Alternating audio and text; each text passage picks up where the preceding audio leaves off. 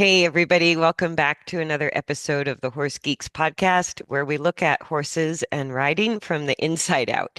I'm Kirsten Nelson, professional horse trainer, and with me is my co-host and good friend, Deb Romero, certified Alexander Technique instructor. And today's topic is sort of to answer a question that comes up a lot. Why do Yeah. horses pull on reins? Because if we Right. can understand that it's not a people automatically think it's a behavioral issue and they Or take it they want really to piss us off. right and they take it really personally, right? So I go, no, horses pull on reins for a reason that really has nothing to do or very little to do with us, and it's not personal. Right. So, so where do we start with that?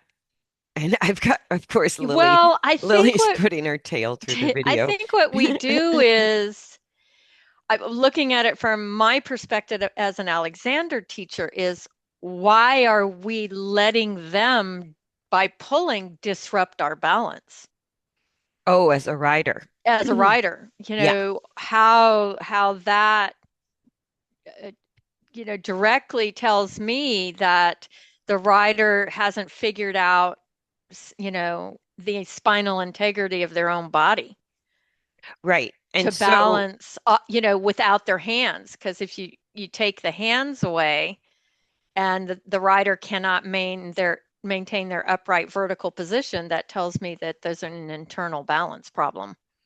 yeah.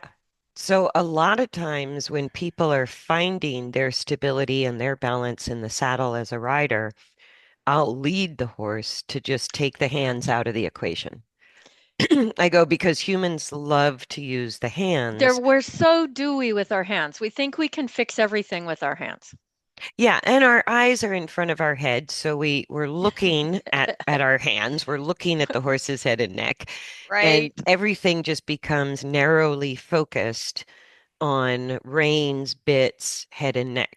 And we forget Exactly. there's a whole table underneath us with four legs, right? The, the seesaw goes back further. It goes way back, right? So it's easy to over focus. And a lot of times, Totally.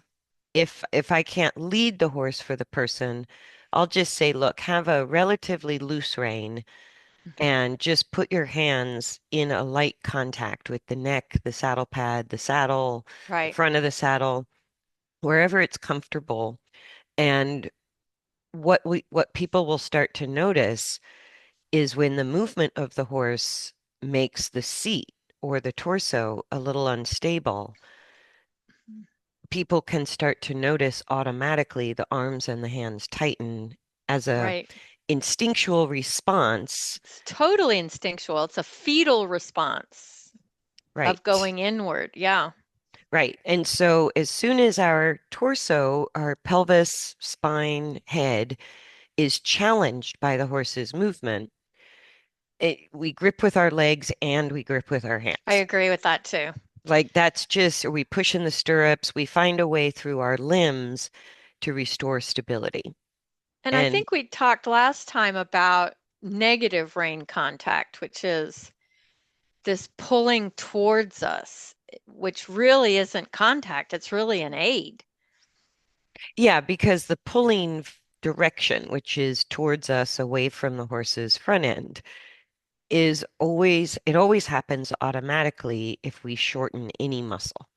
So it doesn't Exactly. matter if we jam our heels down and we're contracting around our Right. feet, our ankles, if we're shortening and gripping with our thighs, if we're shortening our arms, if we're sort of gripping with our thumbs or our fingers, any shortening contraction creates a force from the horse's perspective that comes towards us.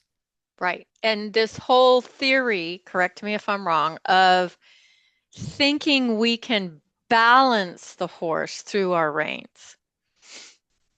Well, and it's interesting, like I worked with a new client over the weekend, and it's a legit question from how we're Right. trained to think traditionally Mm-hmm. that even though in theory and the books they talk about balancing horses back to front, the way we're actually trained is it begins by shortening the reins. Like Right, that's the first step that we're taught is you shorten the reins to bring the head up or resist the fall forward or frame the right. neck or there's a lot of different explanations for why we shorten the reins first, but that in itself takes our focus away from what we're feeling underneath us in the saddle. That is so true. Like you said, if you lead somebody, take away their reins. I had a rider that I've been working with for years, and I took away the reins, and she finally went, "Oh, now I can feel what's going on underneath me." Yeah. Yeah, we're so visual. We have to kind of turn that off. Well, and we we have in our as part of our central nervous system, the back of the brain stem with branches all the way throughout the brain, is it's a structure part of everybody's central nervous system called the reticular activation system. And you guys can look this up. There's some great YouTube videos that really go into detail about where it is and how it works. But long story short, the reticular activation system is like our brain's search engine.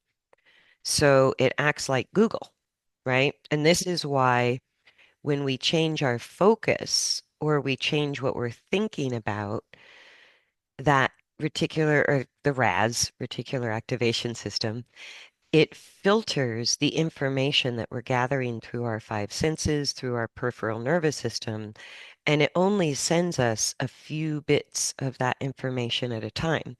So if we're focused on our hands, then the information we're gathering is around our hands. And Right, so if we take away the hands and we're saying balance, all of a sudden that search engine has to go search for new information. How do I do that? And the information I was like always that. there, but Right, it's always there. yeah, so it's exactly like our nervous system, our peripheral nervous system and five senses are kind of the World Wide Web. Like that's just a huge amount of information. It's our AI system. And what we're doing with our focus is typing in what we're looking for, Right, right? So we have to create, just like with AI or Google, you have to learn to ask better questions right. to I really like get the that. information you're looking for. And that's exactly how our brains work, is we have to ask better questions to get to even become aware of the information that's available. Exactly. And we've talked before, like you just said, real important in my work is if you have a contracted muscle, that shuts off all the proprioceptors to get information. Right. Or if we look at it through the RAS, are we busy holding on or Yeah, are we busy trying to not fall off? Are we busy trying to balance the horse, do it for them? Are we right, busy trying to do a maneuver? Are we focused on our own balance? Like all of those, the RAS is going to filter the information differently. We're going to get a different result from our search depending on what we're focused on. And right. the And all that information is there. It's just are we perceiving it? Are we accepting it? right. Is Right. it coming into our conscious awareness? Because if there's millions, gajillions of bits of Mm-hmm. information that our nervous system is capable of picking up, our brain as the processor can only give you like an itemized list, exactly like Right. Google, right? And what I would call a habit would be like the sponsored ads that come up first on Google. It Like always those are, pisses you off. yeah, it's like that's Dang not it. what I'm looking for, I'm but to get out of somebody, there. yeah, somebody paid to put it right in That's front of your funny. eyeballs. So if we even like all of this is important because if we assume the horse is ripping the reins out of our hands because they're obstinate, resistant, Hmm. stubborn, it's a behavioral issue or it's a personality flaw, Right. then our RAS keeps reinforcing that to be true. We only gather information around that point of focus, right? And really, The only reason horses rip reins out of our hands is because their body weight landslided forward onto their front end. That's it.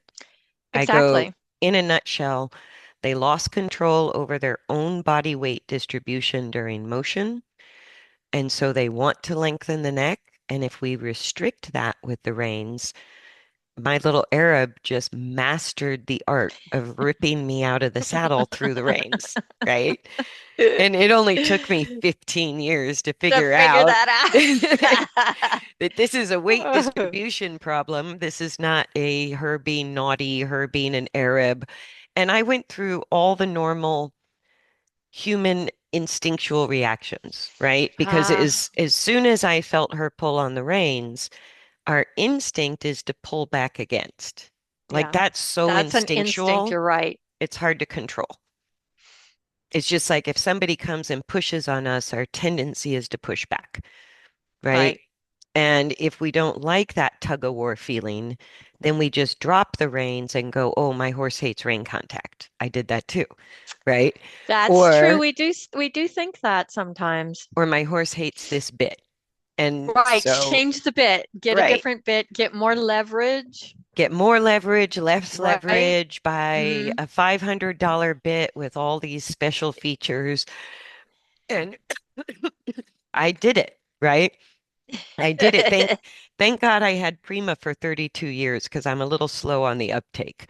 But she was very consistent and the bit, the reins, the rein contact were like one of our single biggest issues throughout all those Wow. years. And even the really educated, fantastic mentors I worked with, it was still too much about the reins for her. It wasn't like no Right. matter what technique I learned or what strategy or what bit or what kind of reins, as long as I created rein resistance, what she was doing was instead of resisting her body weight falling forward, which is a theoretical ideal response, she Mhm. just went crooked and dropped her back. And she was a wiggly little Arab. So she mastered the art of just pushing the energy sideways or down. Wow. So it never, ever caused her to lift the back, which is theoretically what rain resistance is supposed to That's a help good the point. horse do, right? Because we're so manipulative with our hands, thinking we can control it from the front. Well, and the other complication is if you look at a horse's body, the single most mobile part of a horse's body is the head and neck. Right. Like that has the greatest amount of inherent mobility, muscularly, skeletally, everything. So if you think of the range of motion that the head and neck have compared to the legs or the torso, it's the most mobile part of the horse's body. So I go, even if we were really, really good, getting the neck in the perfect position for that particular horse in that particular moment, because it's going to keep Wow. changing. I go, that would be like winning the lottery 3 times in I a was going to row say on any that's ride. overwhelming. It's That's overwhelming. overwhelming to think that that's even a possibility to me. Right. And so horses get frustrated with the restriction of the head and neck because they need it, like we've talked about before. They use the head and neck like an appendage. If their torso or their body weight is a little unbalanced, they want to adjust the head and neck to help them rebalance the torso. So they use it like a lever. Yeah, it's just like if we slip a little bit and we almost fall, we stick our Right. arms out and sort Right. of adjust our arms until our torso feels stable again. And that's because horses' arms, the front legs, are on the ground. They Yeah, can't they really can't do do that. that. Right. So they use the head and neck for the same purpose. So So by restricting that with our theory, the old theory thinking of I'm going to help them balance, what I find happens if I come with that idea is they drop the back or wiggle out sideways, like you said. yeah, and if you think about it, it kind of makes sense. If we restrict the most mobile part of the horse's body, then Mm, that that Hmm. struggle is just going to move farther It's going to back. go somewhere. Yeah, Yeah. it's going to move farther back into the thoracolumbar spine or into the use of the pelvis or the use of the hind leg joints, something like that. Right. It's just going to move farther back because until we resolve the cause, so the root cause of the neck adjustments is unbalanced or unstable weight distribution through the forelegs and the torso. Right. That's the reason the neck needs to move, right? And so if we restrict the neck, but they don't get the weight distribution balanced, then they're just going to contort themselves to get it done. To get But done what we're asking. yeah, Yeah. but it can develop more complicated dysfunction, more complicated and more serious health issues. So we really pay a price when we think we're getting the horse to look good through the reins, but we're Mm. not really affecting the weight distribution that the horse has learned to manage, right?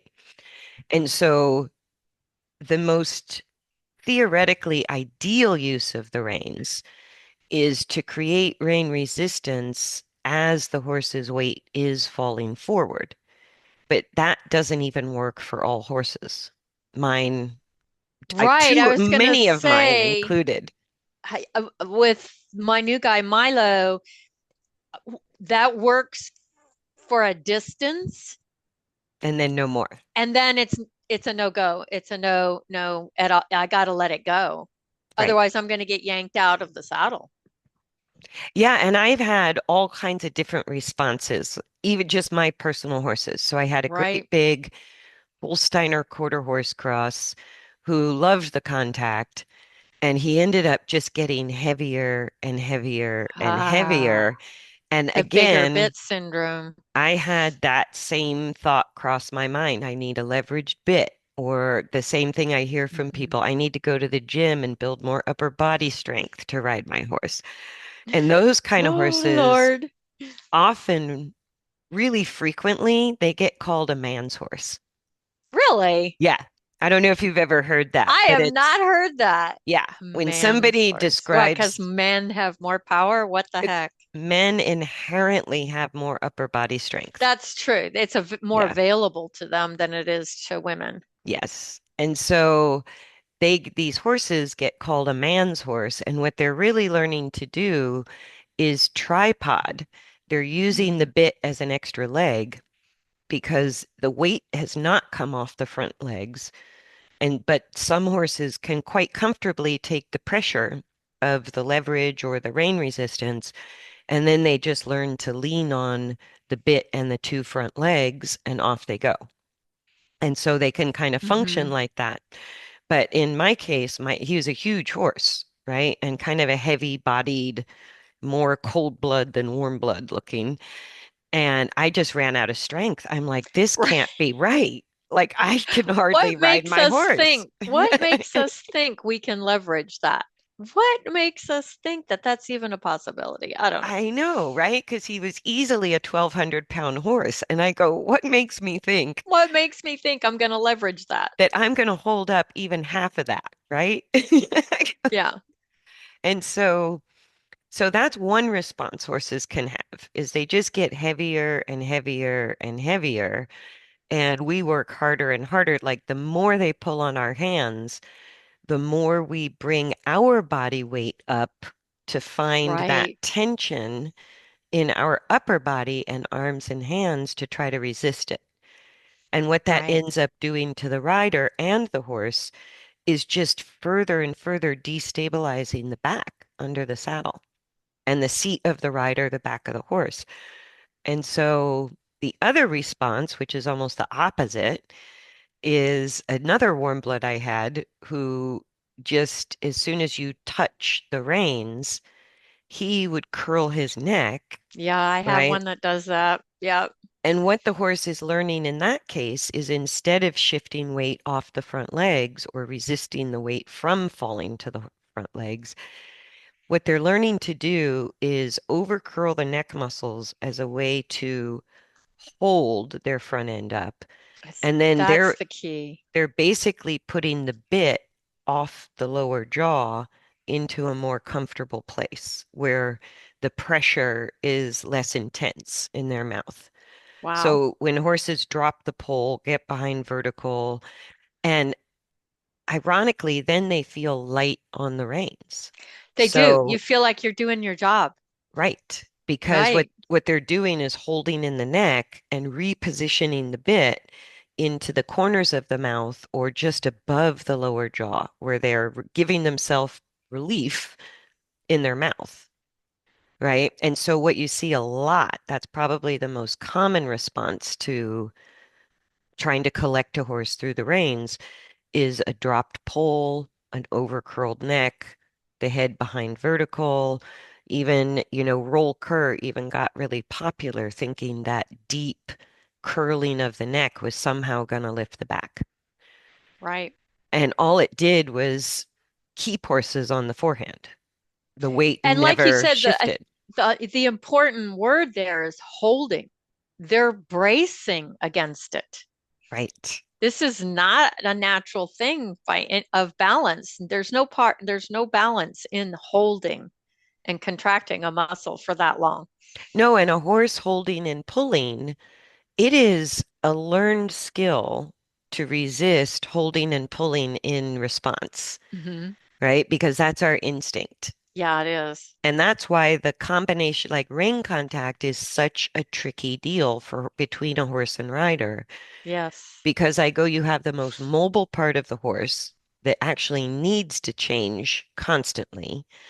And then you have the hands of the human and the eyeballs Hmm. in front. And it's like that is the toughest part out of all three contacts, seat, leg, and reins. The Oh, rein, yeah, I the teach rein it last. contact, I I do teach too. I teach rain contact last because it's so manipulative. Well, and it really gets in the way Hmm. more than if you squeeze too much with your legs, if you balance through your legs or your stirrups, it has slightly less of an impact on Good the point. horse's ability to balance compared to if we go to the reins. Right.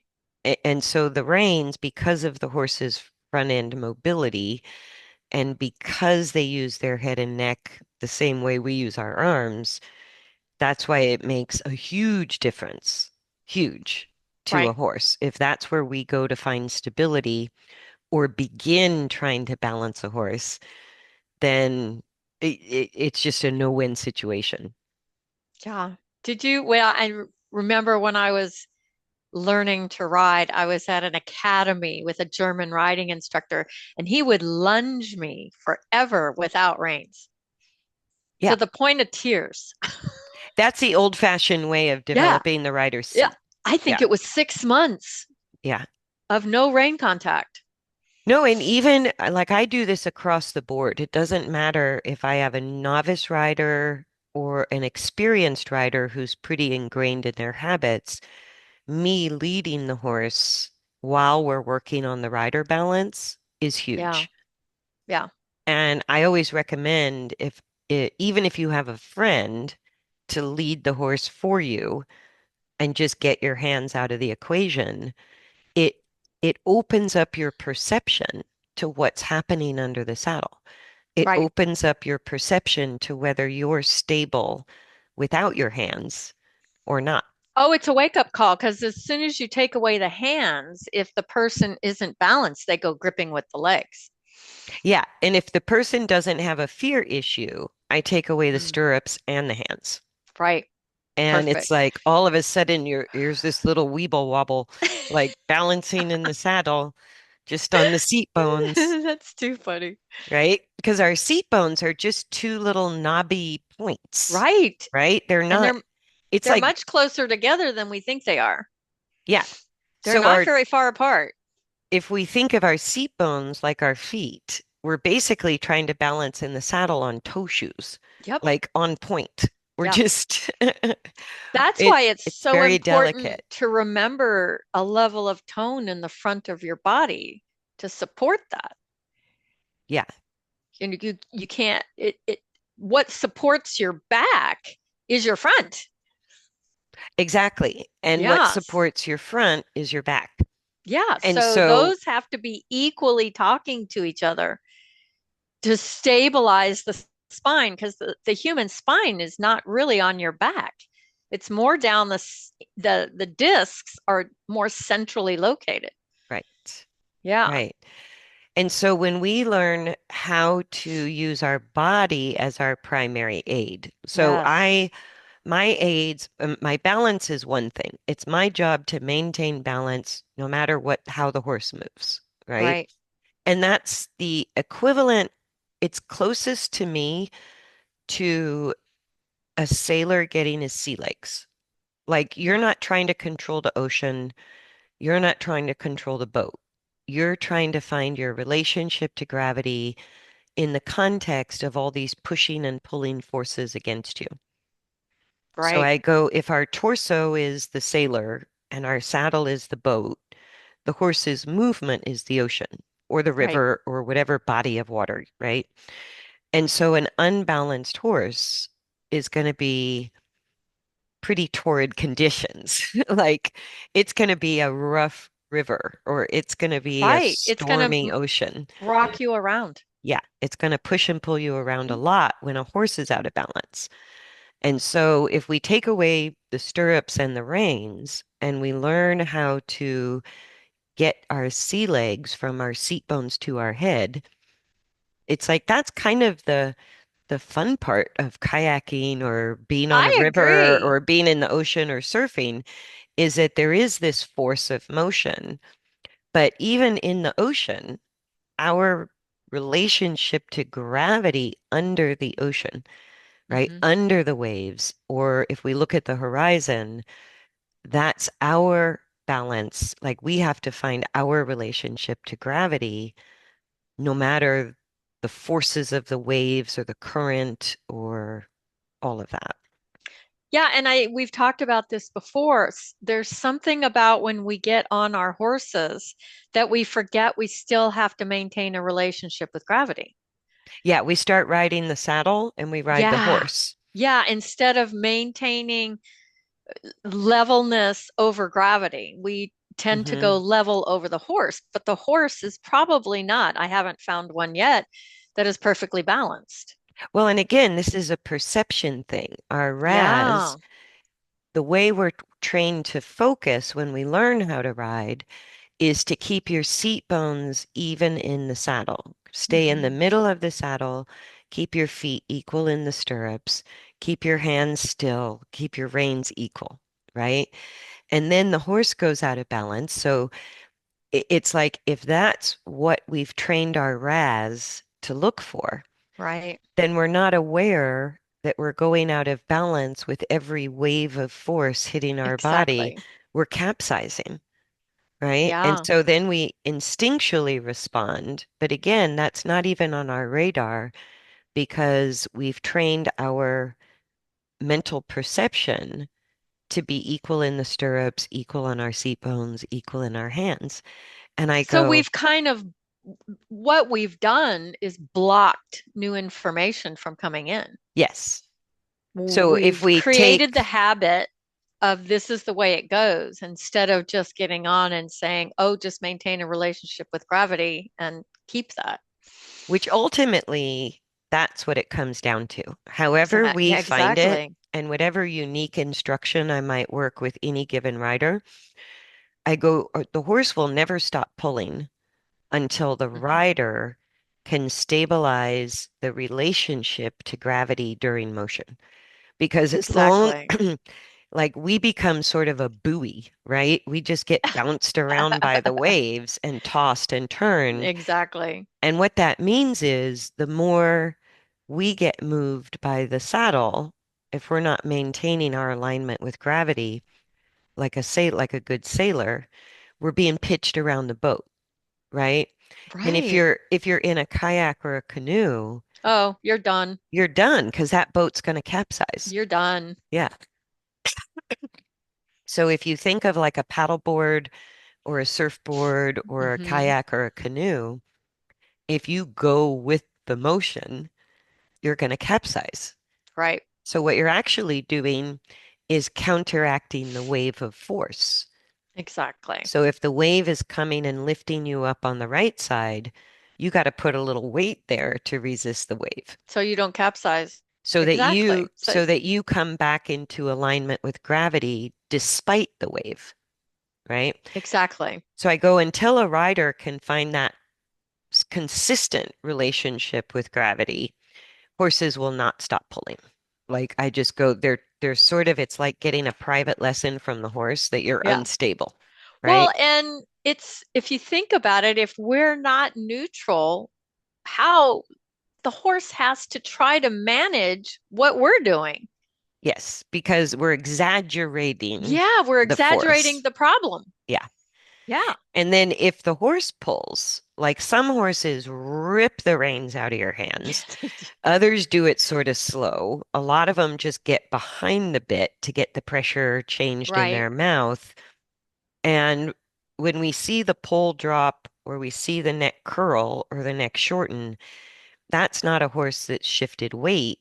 It's just a horse trying to alleviate the pressure from the reins. And Exactly. We have that's what they'll not, there do. is no way we can affect the back end of the horse with the reins. Yeah, so like one of the images, That's going to blow people's minds, but that's well, one of the images one day I'm going to have to build this, but where the saddle is the fulcrum of the horse's balance, weight right. wise, right? Weight distribution. But if you think of them from the tail to the nose, with the saddle being the central point of weight distribution, they're like a teeter-totter that has a short side from the saddle to the tail, and then a really long plank from the saddle to the nose. And much more heavily weighted. Right. And so Yeah. even if we think of the plank equal from the saddle to the shoulders and from the saddle to the hindquarters, then if we had a little teeter-totter like that with a pool noodle attached to the front end, right? That's how their neck is. I That's go, too it's not a funny. board, it's more like a pool No, it's noodle. a pool noodle. I like Right. that. And so they can rearrange the pool noodle, but never balance the board between the shoulders and the hindquarters. Right. And that's really what stops the pulling, right? So when their body weight shifts excessively to their front legs, that front end of the teeter-totter, the shoulders, right? And all of that forehand, that side of the teeter-totter is tilting down towards gravity. And because it's a heavy pool noodle, it's like they have to learn to resist the force of gravity that's always acting on the long side of the teeter-totter or the heavy pool noodle. And so they have to really manage their own body weight to keep that back side of the teeter-totter like from popping up, Popping which, up and falling. and what we call it is a horse that's high in the croup, right? Yeah, we do. Or I've seen them Or a horse when that's stuck in long and low. They look like a downhill teeter-totter. or when you look at them kind of proportionally, their front end, their shoulders are bigger than their hindquarters Oh, you mean in developmentally? in Yeah. proportion when you're just looking at them. Yeah, so when we see muscle atrophy in the back or the hindquarters, pretty much the horse has been on the forehand for some time. Right. When the shoulders and neck are more muscled than the hindquarters, that's a horse that's just compensating with the front end, which means learning how to live with too much weight there all the time. And so to me, when a horse starts ripping the reins or curling the neck to get behind the bit, the quickest solution is just loosen the reins. Like Let don't go of make, it. yeah, don't make that an option for the horse to learn to lean or keep that holding in the shortening curled neck muscles. And what actually helps horses learn to control their own body weight, ironically, are downward transitions. Right. The upward transition, so if we think of it with every upward transition or every step forward, even in our bodies, 100% of the body weight has to move forward through space. Right. 100%, Momentum. Yep. right? So if they don't have the ability to resist their own body weight during motion, then 100% of that body weight goes forward, goes past the saddle and down to the front legs. Yep. So, what lifting the back and engaging the hindquarters means is that they're resisting their body weight leaving the hindquarters and torso during motion. They have to lift the back and engage the hindquarters to resist their own body weight going to the front legs.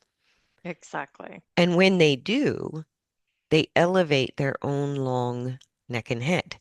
Like they lift it up. So a short rein to me on a balanced horse is never a heavy rein. It's a light contact Right. because I'm not resisting the fall forward and I'm not trying to shift the body weight through the reins, right? Because that's not, it's like trying to take the pool noodle to move the teeter-totter.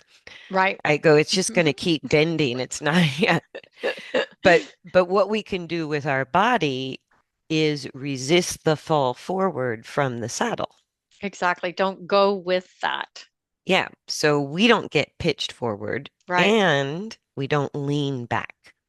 Exactly. It's got to be neutral, but It's it got to be can it neutral. can be it can be very intense within your body to make that happen. It can take a lot of energy. Yeah, to Absolutely. maintain neutral without the forward back pull. Right. So a lot of times if a horse is chronically falling forward or has a really corrupted relationship with the bit and the reins, Mhm. either leaning or getting behind all the time, and it's what I had to do with my ex-dressage horse. All of his rehab, I could not touch the reins even at the Mhm. buckle for years without him absolutely throwing his weight forward and over curling his neck. That was just such a conditioned response for him that if I The even, driving the horse into the bit, right? That right. kind of thing. Yeah. And it was just such a strong habit with him that it caused him to have navicular and ring bone by the age of 10, 11 years old, right? Wow. That's the price you pay for not getting the balance right. And in rehabilitating his lameness, I had to find ways for him to make downward transitions and slow down without any use of the reins whatsoever. Because the reins, it was just a trigger for him. I wasn't going to get the back or the hindquarters with any use of the reins. It sent Right. him the other way. And that's entirely possible, right? And finally, once he could control his own body weight distribution, he came up and took a light contact, right? That's different instead Which of is us taking, because we're taught to right, take the reins, take the contact, and right, those words need to just diminish.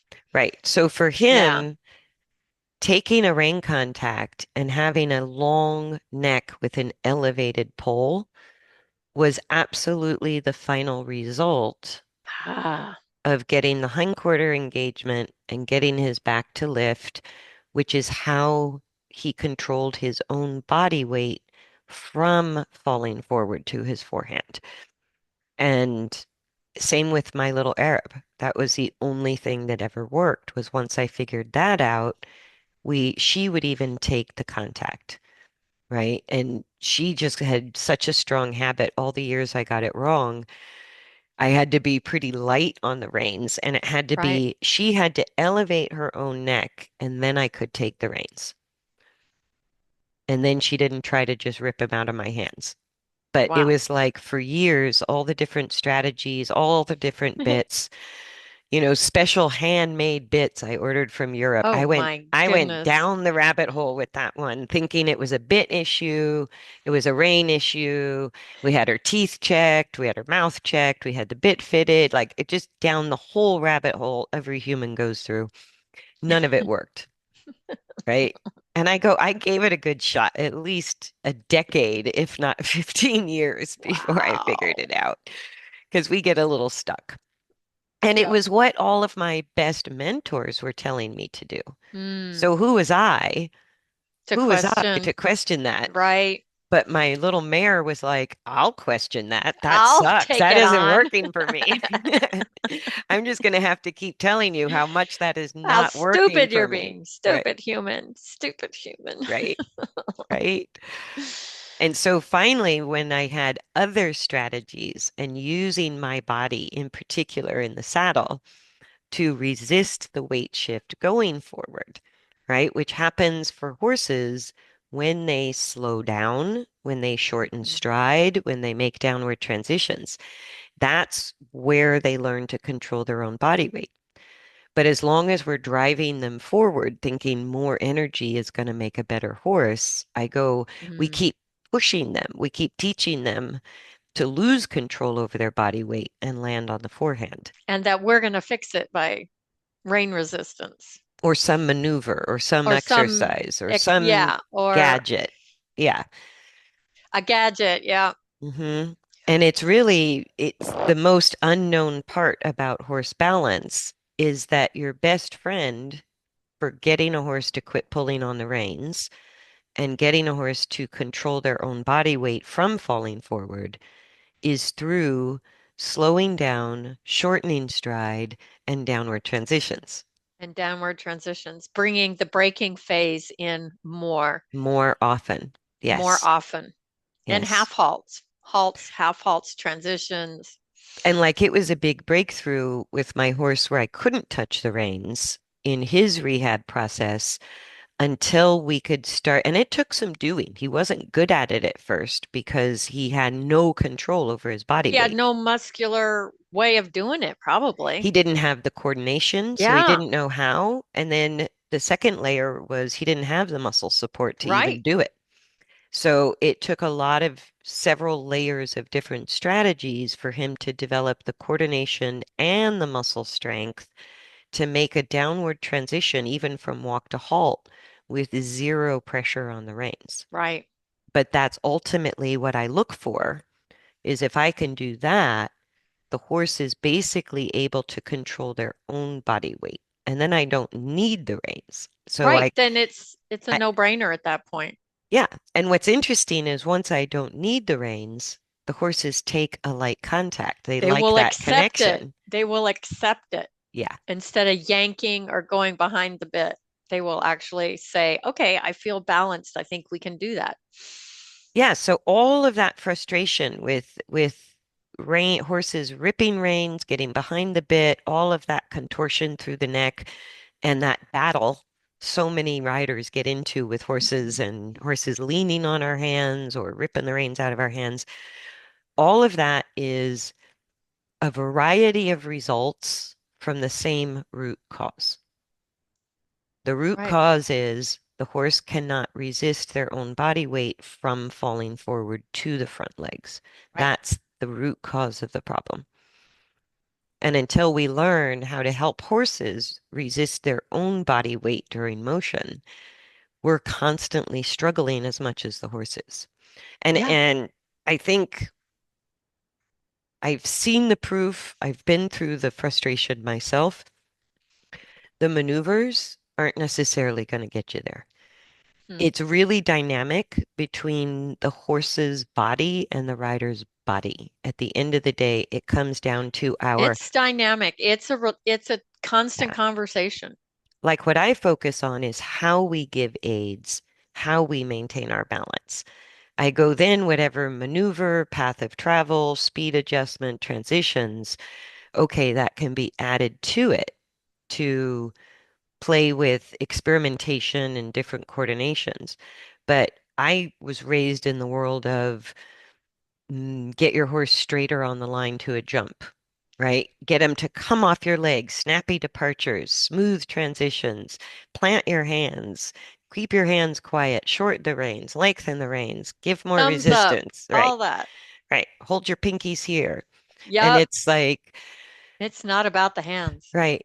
Or now you have to learn shoulder in, shoulder forward. This is what you have to do to get your horse in balance. And so it becomes our whole RAS, right? And this is what's difficult when we learn about what's happening inside, is I go, our whole RAS in traditional training is geared to the external uh, path of travel, the The what you can external see. Yeah. maneuver, the response the horse, it's like everything is sort of, or that even do these tasks in this order, And and this is what will happen. this is Yep. what will happen, right? Yeah. The sequencing. Yeah, and it really comes down to the balance, feel, and timing of the rider but it's a conversation between the horse and rider that happens through contacts and aids. It's internal. It's That's where it's happening. internal. Yeah. It's an Yeah, internal shift in the human and in the horse. yeah. Yeah. So we better wrap it up, but I think the simple answer to the question, what was our topic? Why Why do horses pull horses on pull? reins, right? Hmm.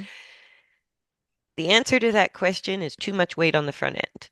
They're Yep. not controlling their own body weight during forward motion, right? Exactly. So if you think of that with every push in order to move forward, 100% of the body weight has to shift forward, right? And if you imagine if we didn't resist some of that body weight, we would fall on our face when we walked, Exactly. right? That's what So, the extensor muscles in our back are actually for, right, is resisting, resisting forward motion, which is not holding related, us up. right, which is Hmm. related to slowing down, Exactly. which is, and everybody's looking for more locomotion, more forward, more energy, more powered. And I go, as long as the weight's on the forehand, you're just pile driving those front feet Yeah. into the ground. Then you're causing problems Yeah, like the your more, horse. if a horse can't control their own body weight, which is happening through the resistance to body weight falling forward, then the more forward we get, the more concussion we put on the front end, Yep. and the more the neck has to compensate. And that's where neck arthritis, TMJ issues, bit issues, teeth Exactly. See issues. pole issues, Yeah, locked pole, locked jaw. absolutely. Yep. And horses' cervical arthritis is a big deal. Hmm. It's a big deal in Yep. the horse industry because we use the reins with the wrong intention. Exactly. Yeah. So hope that helps you guys. And Yes. again, if you want to look it up, there are some great videos on YouTube. I'll see if I can put the link in the show notes Okay. on the reticular activation system that explains it very well. But if we don't change the question or the concept of why we're using the reins, then we can't really change how we use the reins. Good point. And if we don't change how we use the reins, horses will continually pull because it's a dynamic problem related to physics. It's not Right. personal. It It has is nothing to not do with personal. It's us. not behavioral. It's not none Right. of that. It's not related to conformation.